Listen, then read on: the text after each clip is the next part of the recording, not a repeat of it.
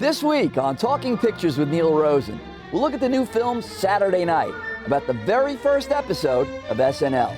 The Apprentice, about a young Donald Trump and his mentor, Roy Cohn. A new documentary about the life of Martha Stewart, plus the Oscar contender Conclave, starring Ray Fiennes. We've got all that and many more movie picks coming up.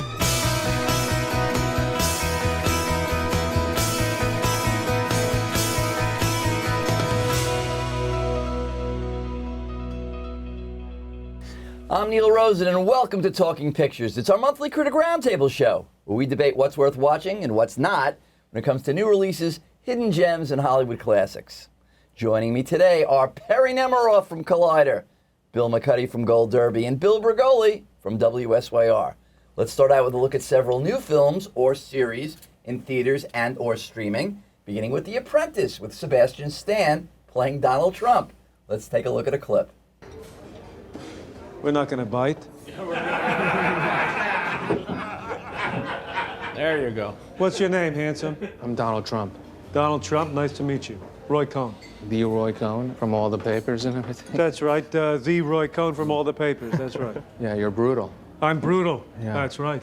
Perry, let's talk about not the TV show The Apprentice, the movie The Apprentice. So the movie The Apprentice follows a young Donald Trump, of course played by Sebastian Stan, as he's trying to make a name for himself in New York City.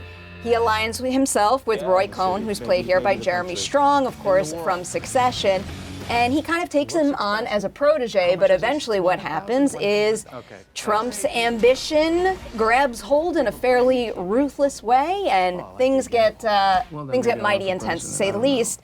I think this is a very well-made film. I quite liked how it was photographed. I think it created really great atmosphere and kind of made me feel like I was right in the mix with the characters in the film. And I also love the performances. Sebastian Stan, Jeremy Strong, and also Maria Bakalova are phenomenal in the film. From the Borat movie. Yes, from that movie, and many other things at this point. She punked Giuliani, and now she's back. In the end, though, I walked out feeling kind of empty, and I sat there asking myself, what did I gain from this? Did I learn anything new? Did anything inspire me to think of something in a new way? And it really bummed me out that the answer to that question, for me at least, was a firm no, especially right now.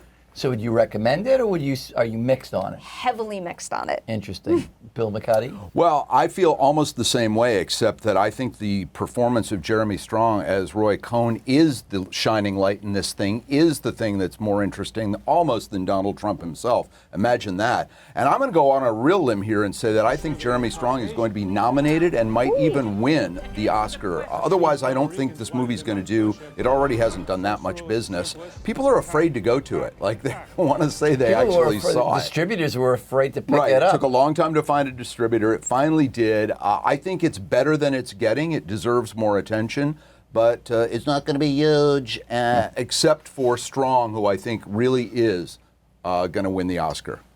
And we have to give Sebastian Stan props, because this guy is a chameleon. You don't know from movie to movie. I know, he played Tommy Lee. Yeah, he's done a lot. He just had a different man that he's great So in. would you recommend this thing? I would, but again, most people will kind of be a little scared of it. I agree with Bill. I love this movie. Years ago I saw a documentary called Where's My Roy Cohn? And which was, by the way, I recommend this documentary. It's terrific, but it's the same thing. It's about how Trump learned everything from Roy Cohn. What's great in this movie is it shows you Trump as a loser, starting out as a young guy, collecting rents in Coney Island apartments, begging for those rents, wearing cheap suits, and Cohn just gave him like the blueprint for everything. Never admit guilt when you're wrong, get dirt on your enemies. Trump was the apprentice to Cohn, and he learned all these from this guy who was this ruthless, self-centered, egomaniacal guy, and then he took it to another level. And I think that the performances, Sebastian Stan doesn't really do like an imitation, like there are people that do better vocal imitations, but he really captures the essence of Donald Trump. I think because of the performances of Sebastian Stan and Roy Cohn, to use a Trumpism, I think it makes the film tremendous. And I highly recommend this. Rich Little just rolled over in his grave. All right, moving on. Martha, Bill McCuddy, the documentary on Martha Stewart. Take it Just away. when you thought you knew everything about Martha Stewart, here we learn a little bit more than we maybe even wanted to. I was familiar with a lot of the first hour. The second hour is fascinating because it gets her into jail for 150 days. R.J. Cutler was given incredible access to Martha and also a lot of her friends and enemies. So we have kind of an up and down portrayal of what her life was like. And at the end of the day, I'm not sure why she agreed to make this film. There's a ton of cool stuff in it. As I mentioned, the prison stuff. Also, the fact that tip she got on a stock, whether she lied or didn't lie about it, and Cutler never asks her point blank, which is kind of a sad well, they turn. imply in the movie that There's a lot of that they're implication, Neil, gunning but for he's her. sitting across from her like you and I are now, and I could just ask you, did she lie? And you don't know, but she does. The point is, she lost about $1 billion over a $45,000 tip, whether she got it from Sam Waxel or not. There's a lot of inside baseball here. It's a little too long. Martha herself thinks it makes her look too sad. But man, is it great to watch. I highly recommend on Netflix, Martha. Bill? It is fun to watch, but if I were a prosecutor, I would say to her, do you feel any remorse?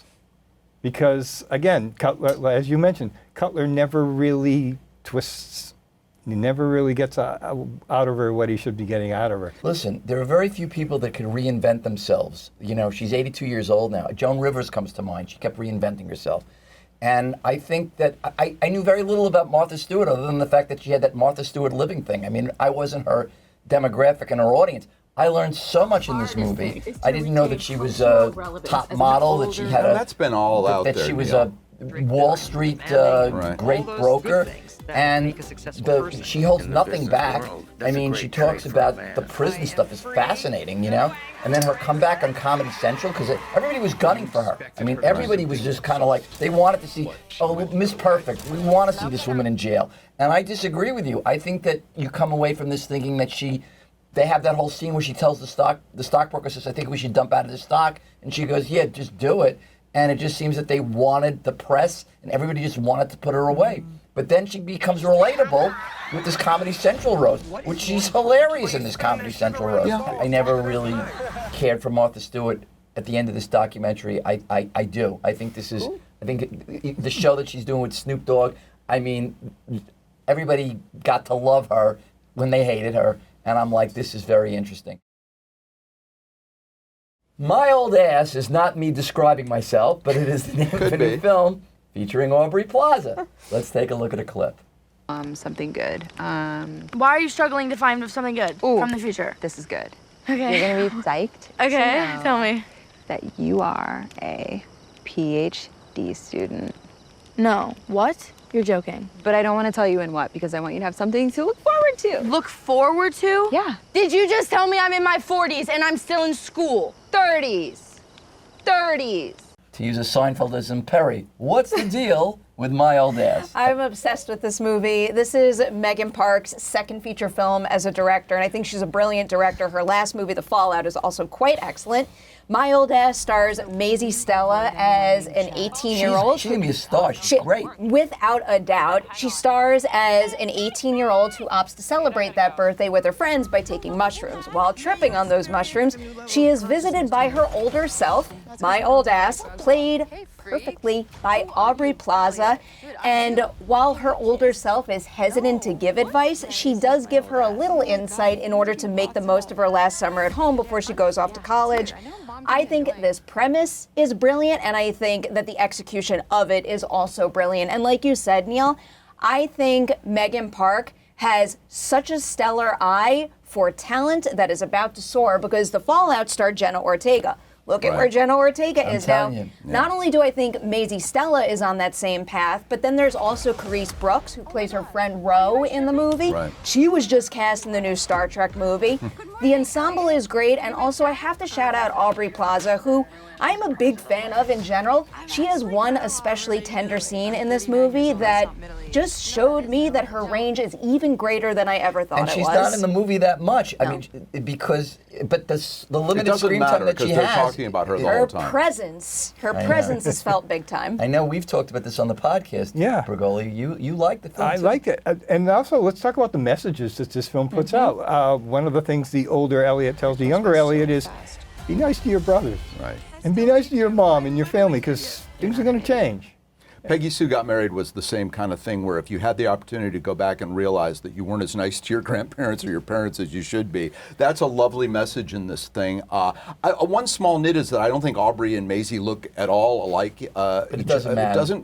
But it doesn't, because they're so winning as a team when they're constantly trying to talk to each other and don't go near Chad and all this great advice. I'll tell you, it took the breath out of me when this movie ends, because it ends very abruptly in a moment and you just go, oh, that just happened. I highly recommend My Old There's Ass. life lessons here. I mean, it's very interesting how it starts as a light comedy, and then it goes into something much deeper and emotional. And it also raises a question about, like, if you had somebody, your older self, come and visit you and gave you advice, would you really want to take that advice? Because being young and stupid and making mistakes is part of being younger. And I don't want to tip that I off. love when Maisie goes, wait, I know. Tell me about the next Apple. I'll Yeah, that's invest in it. great. I'll be super wealthy. And then and Aubrey Plaza goes, I don't think it works like that. There's a twist in this, which I won't give away, which is really terrific. And I think, I think it's Canada, but it's shot beautifully. I'm looking at the scenery on this lake, and I'm going, it's just beautiful to look at. Mark my words, Megan Park is going to go on to do even bigger things from here, and I can't wait. Bill Bregoli, tell us about Wise Guy, David Chase in The Sopranos. That's right. It's on Max. And what happened is famous documentary filmmaker Alex Gibney took Sopranos creator David Chase and sat him down in a nice office. And any fans of the show will realize pretty much sitting down in what looked like Dr. Melfi's office. Gets him relaxed and has him tell a whole bunch of things. How The Sopranos was inspired by his own life, how it wound up on HBO, how he cast it, how he shot it, how he dealt with the cast, how he dealt with the cast after they got famous, all sorts of things. But luckily, it's not just two guys sitting around talking. It's also tons, and I mean tons, of footage you've never seen before. Audition footage, outtakes, all that kind of stuff. Great stuff. But it might be a case of too much of a good thing, because I was exhausted by the end of this after 2 episodes. But it was fun to watch. I don't know if it'll gain any new Sopranos fans, but present Sopranos fans will find a lot to sit down with.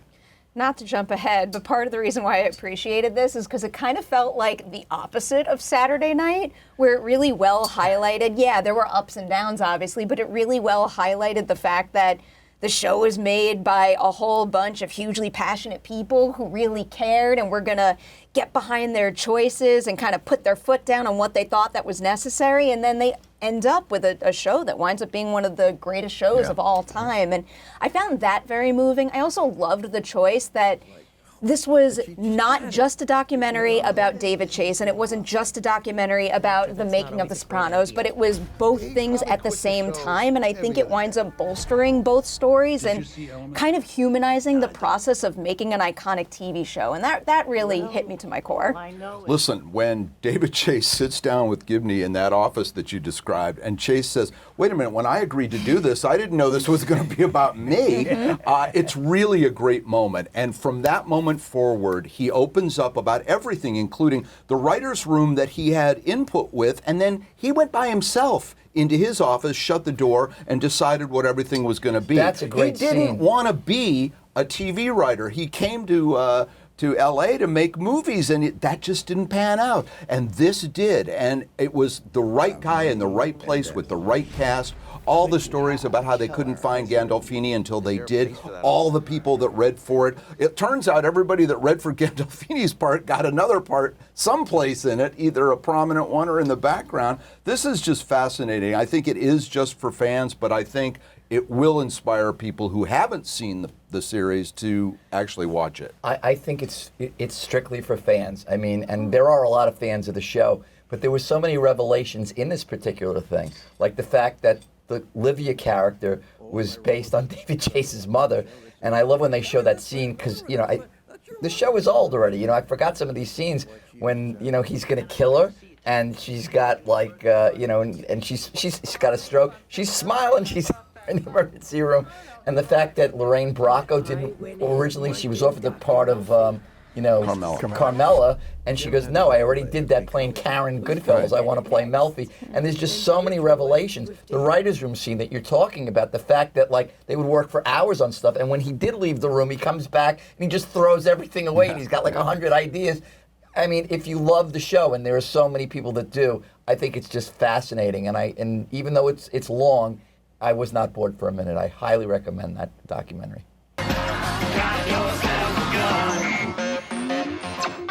Live from New York, it's Bill McCuddy who's going to talk about our next movie called Saturday Night. Go ahead, Bill. I saw the trailer for this film and I thought, uh-oh. They tried to do it with Wired, where Chiklis played Belushi, and it was a huge mistake.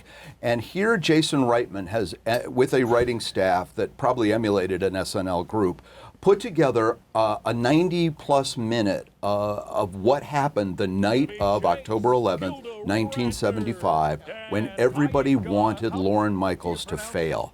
And Jason Reitman has not made a scripted movie as much as he's made a trip, a giant map of Lorne Michaels walking around Studio 8H, 30 Rock, out to the rink where Belushi is ice skating. Look, a lot of this stuff may or may not have happened in that 90 minutes leading up to that fateful moment when they could have pushed a button and the Johnny Carson rerun would have played instead of Saturday Night Live. But it didn't, and I think this movie does a great job of taking an isolated time period, both in time and of a time, and showing us what it takes to put that show on the air. Perry? I strongly disliked this movie, and it takes a lot for me to feel that way. I think part of the reason why I use the phrasing strongly dislike is because I didn't just walk out kind of disappointed. I walked out feeling bad. I like the ambition of capturing the frenetic nature of the 90 minutes before showtime, but really all it is Did I say it like that? it's a whole group of people just being absolute jerks and so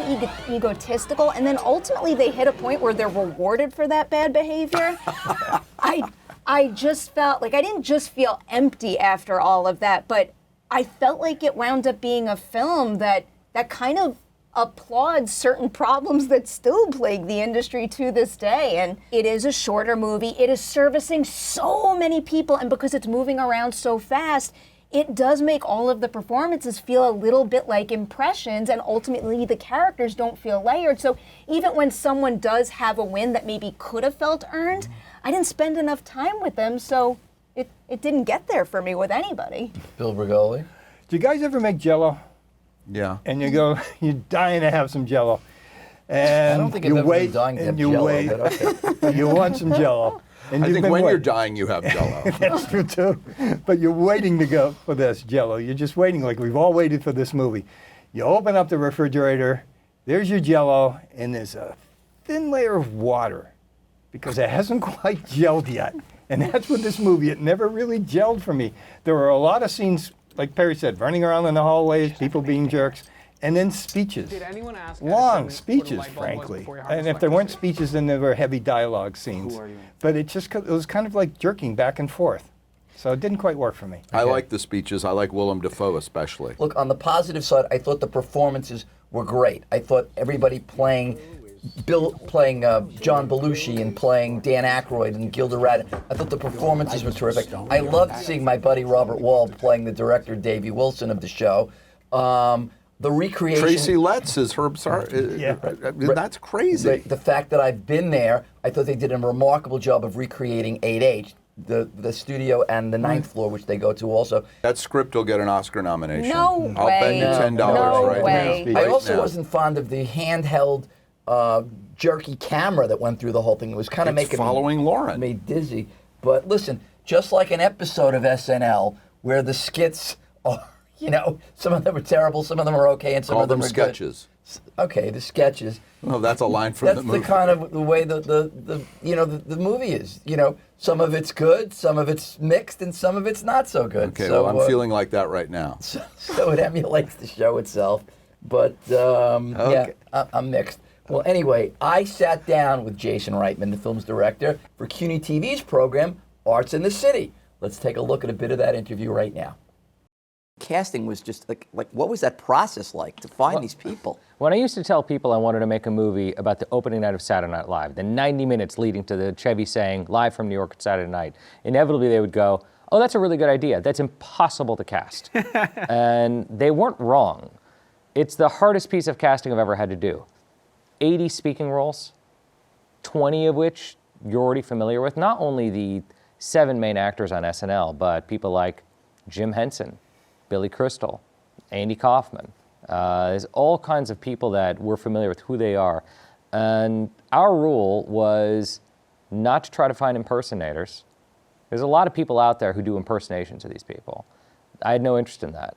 I'm interested in the essence of who these people were on that night. Have you seen the papers? Mm-hmm. Apparently it's already decided it's to be me. And I happen to agree with them. What if I don't want it? No sane man would want the papacy. Some of our colleagues seem to want it. What if I know in my heart that I am not worthy? You are more worthy than any of us. I'm not. Well, then tell your supporters not to vote for you, to pass the chalice. And let it go to him? I could never live with myself. That was a clip from the new movie Conclave with Ray Fiennes and Stanley Tucci. Happens to be Bill Bregoli's personal choice as we go around the panel, as we always do each month with our critics' picks of the month. Bill. Yes. Would you like to know what happens? Tell me all about it. A pope dies. Not a pope you've heard of, okay? But a pope dies, and when that happens, all the cardinals in the church have to gather together. They sequester themselves. They shut the doors of the Vatican, and they start politicking. And they all, because they've got to vote for one of their members to become the pope. And we've got Ray Fiennes in charge of this, along with John Lithgow, Stanley Tucci. They're all cardinals. They're all bargaining with each other, and there are a lot of twists and turns in this thing. It was actually based on an airport novel, this novel that you'd pick up in an airport to read, a thriller. And this is a thriller. It's not just a lot of old guys sitting around talking like here. It's Perry to be the exception. That's right, and Perry. She's, at this performance, Isabella Rossellini. I'll take that. She steals a scene in this, let me tell you. There's Yeah. a great scene where she has a speech, and it's a medium-long shot when she finishes, and she does something physically that totally cracks up the audience. And you should see this in the theater. It's directed by Edward Berger. He did All Quiet on the Western Front. He's rumored to be considered for the next Bond movie, if that ever happens. But it's really worth seeing, and you don't have to be Catholic to appreciate it. Well, Perry Nemiroff is here, so do you think her critics' pick is a horror film? Gee, I wonder. Perry? It is not just one of the best horror movies of the year. It's one of the best movies of the year, period. It's What's Inside. I think this is such a brilliant body swap movie. It is about a group of college friends who get together the night before one of them gets married. And at that party, an estranged friend shows up with a mysterious suitcase. In that suitcase is a machine, and he says, you want to play a party game with the machine? They all hook themselves up to the machine, and when he flips the switch, they swap bodies. And I've been to this party. I don't know how you fared at this one. These characters go through it, though. A body swap movie is not easy to pull off in any respect. And for this particular film, it is a first feature for Greg Jardin, and I think he does such a brilliant job writing-wise, but also visually, making sure you understand like who's in whose body, and coming up with creative ways to make it all feel seamless. This cast is also exceptional. A body swap movie does not work unless everybody is able to establish a strong foundation for who they are at the beginning and then seamlessly become each other, and every single one of them aces it. It's phenomenal. What an appropriate title for the next movie for Bill McCuddy's critics' pick. For Bill McCuddy. It's called A Real Pain, right, Bill? Yeah, that's what happens in our household every time you call.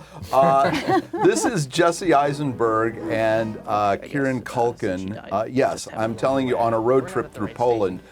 So basically we have Mark Zuckerberg and Roman Roy together for the first time, which is kind of great. They are on a tour through they're actually there to see their grandmother's house in Poland, but they're on a tour that's going through a Holocaust camp. And this doesn't sound like light fare, and it's not in at every turn.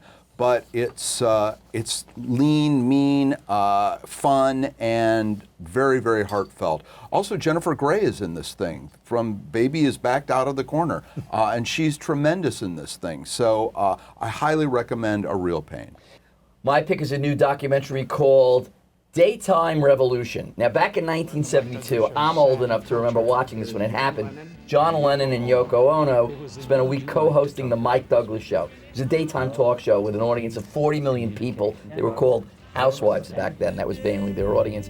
And it was the weirdest pairing you could imagine. I mean, Douglas was this very unhip suit and tie guy from another generation.